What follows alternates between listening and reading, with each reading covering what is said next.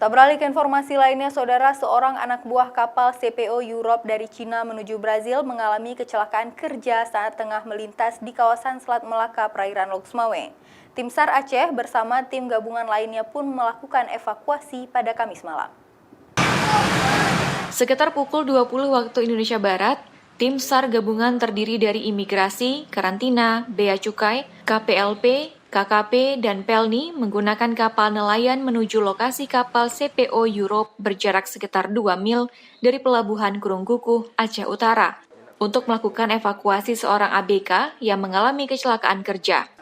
ABK kapal CPO Europe, Emerson Flores Yatko, yang berwarga negara Filipina tersebut, dievakuasi karena mengalami cedera pada tangan kirinya yang membengkak untuk dibawa ke rumah sakit guna mendapat perawatan medis.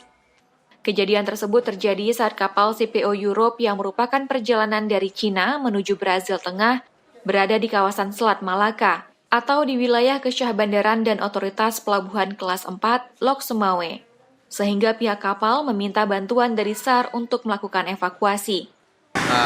Basarnas,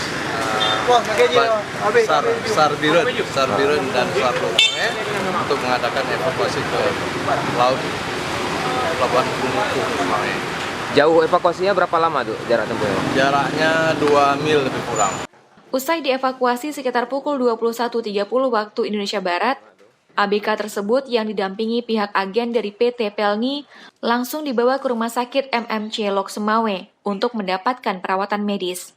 Sebelumnya, proses evakuasi sempat terkendalai karena belum adanya izin yang dikeluarkan pihak imigrasi Lok Sumawe, sehingga proses evakuasi baru mendapat izin pada malam tadi. Zikri Maulana, Kompas TV, Lok Sumawe.